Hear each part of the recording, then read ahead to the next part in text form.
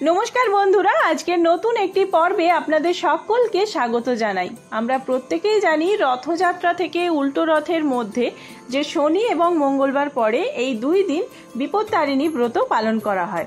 তাই চলুন আজকের ভিডিওতে আমরা জেনে নেব 2025 সালে বিপত্তারিণী ব্রত কবে পড়েছে, সময়সূচি পঞ্জিকা অনুসারে, এই ব্রত পালনে কি কি উপকরণ প্রয়োজন, বিপত্তারিণী পুজোর নিয়ম এবং মন্ত্র, এছাড়াও আপনারা মন্দিরে কি কি নিয়ে পুজো দিতে যাবেন, ডুরি কিভাবে বানাবেন, বিপত্তারিণী পুজোর কিছু বিধিনিষেধ আছে, সেই বিধিনিষেধগুলি কি, অর্থাৎ কোন কাজগুলি এই পুজোর দিন করবেন না যাতে করে বিপত্তারিণী ব্রতের যে দেবী মানে বিপত্তারিণী মা রুষ্ট হতে পারেন, আর ব্রতীরা কি খাবেন কি খাবেন না, সমস্তটাই আমরা আজকের ভিডিওতে জেনে নেব। তো চলুন বন্ধুরা, আর দেরি না করে ভিডিওটি শুরু করা যাক। যদি আমার চ্যানেলে নতুন হয়ে থাকেন অবশ্যই চ্যানেলটি সাবস্ক্রাইব করে এবং ভিডিওতে একটি লাইক করে শেষ পর্যন্ত সাথে থাকবেন। আশা করি ভিডিওটি আপনাদের জন্য খুবই হেল্পফুল হবে।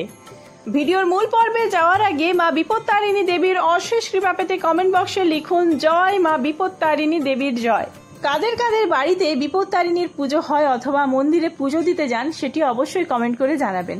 আমাদের বাড়িতে বিপত্তারিণীর পুজো হয়, মানে আমাদের পাশের বাড়িতে, আমরা সেখানে পুজো দিই এবং বিপত্তারিণীর ডোর আমরা হাতে বেঁধে থাকি। দেবী দুর্গার 108 অবতারের মধ্যে অন্যতম এবং দেবী সংকট নাশিনীর একটি রূপ মা বিপত্তারিণী। হিন্দু ধর্মাবলম্বীরা মূলত বিপদ থেকে উদ্ধার পাওয়ার জন্য এই দেবীর পুজো করে থাকেন। সংসারের সব বিপদ দূর করতে হিন্দু মহিলারা এই ব্রত পালন করে থাকেন। এই পুজোর একটা বিশেষ নিয়ম হলো সবকিছু 13টি করে উৎসর্গ করতে হয় দেবীকে। এবার চলুন জেনে নেওয়া যাক প্রতি বছর যে দুদিন করে পড়ে বিপত্তারিণী পুজো, সেই দুটি দিন কবে পড়েছে।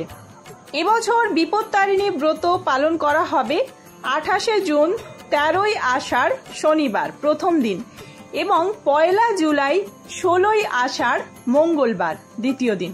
আপনারা যারা প্রথম দিনটি না পালন করতে পারবেন দ্বিতীয় দিন করতে পারেন।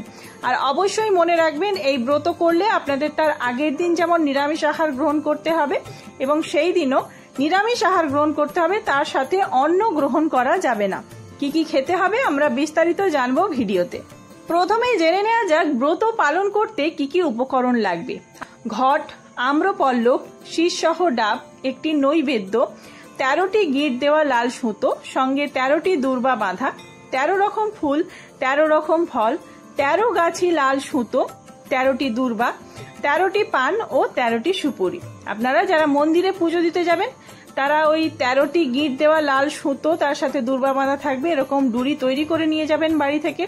আর 13 রকম ফুল, 13 রকম ফল, 13 গাছি লাল সুতো, 13টি পান ও 13টি সুপারি, এইগুলি নিয়ে আপনারা পুজো দিতে যেতে পারবেন। আর যাদের বাড়িতে পুজো রয়েছে তারা বাদবাকি জিনিসগুলি জোগাড় করবেন।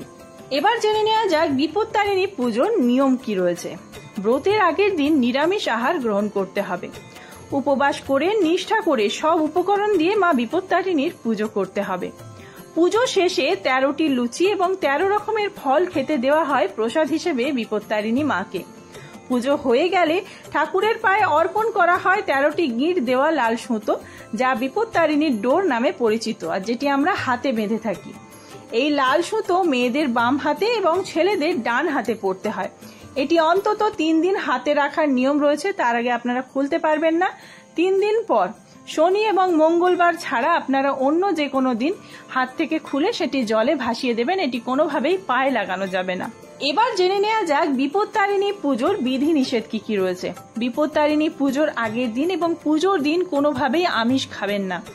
আগের দিন যেমন নিরামিষ আহার গ্রহণ করবে, সেরকম পুজোর শেষে ওই যে ফল প্রসাদ দিয়েছেন, 13 রকম লুচি দিয়েছেন, 13 রকম ফল দিয়েছেন, ওই সমস্ত ফল প্রসাদ হিসেবে গ্রহণ করেই উপবাস ভঙ্গ করবেন। তবে চাল বা গমের জিনিস খাওয়া একেবারেই নিষিদ্ধ। কোনো অপরিচ্ছন্ন স্থানে বিপত্তারিণীর পুজো করবেন না, নয়তো ঘরের সুখ ও শান্তি নষ্ট হতে পারে। পুজো চলাকালীন কারো সঙ্গে কথা বলবেন না, এর ফলে দেবী রাগান্বিত হতে পারেন এবং অর্থ সম্পর্কিত সমস্যা শুরু হতে পারে। সেই সঙ্গে ব্যবসায় ক্ষতি, বাড়িতে অসুস্থতাও দেখা দিতে পারে। বিপত্তারিণী পুজোর সময় কখনোই কাউকে অপমান করবেন না, এমনকি এদিন কোনো মহিলার সম্পর্কে কুরুচিকর কথাও বলবেন না, এতে মা লক্ষ্মীও ক্রুদ্ধ হন। এই দিন পরিবারের নিকট সদস্য ছাড়া কোনো ব্যক্তিকে টাকা দেবেন না ও নিজেও ধার করবেন না। পুজোর দিন পরিবারের কোনো সদস্য মদ্যপান করা থেকে এড়িয়ে চলুন। বিপত্তারিণী পুজোর দিন কাউকে চিনি দেবেন না। বাড়িতে যারা পুজো করবেন, পুজোর আগে অবশ্যই পুজোর স্থানটি পরিষ্কার পরিচ্ছন্নভাবে মুছে নেবেন। আর বাড়িতে যদি আপনাদের বিপত্তারিণী মায়ের ছবি না থাকে, তাহলে কালী মায়ের অথবা দুর্গা মায়ের পটেও আপনারা বিপত্তারিণী দেবীকে স্মরণ করে পুজো করতে পারেন। এবার চলুন জেনে নেওয়া যাক বিপত্তারিণী পুজোর সহজ সরল মন্ত্র। ওম নমো ভগবত্তা আদ্যায়া দশভুজায়া সর্বমঙ্গল মঙ্গলে শিবে সর্বার্থ সাধিকে শরণ্যে ত্র্যম্বকে গৌরী নারায়ণী নমস্তুতে।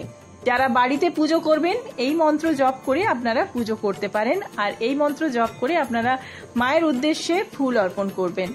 তো বন্ধুরা, আজকের ভিডিওটি এই পর্যন্তই। ভিডিওটি হেল্পফুল হয়ে থাকলে বন্ধুদের মধ্যে অনেক অনেক বেশি শেয়ার করবেন, আর এরকম ভিডিওর আপডেট পেতে অবশ্যই চ্যানেলটি সাবস্ক্রাইব করে সাথে থাকবেন।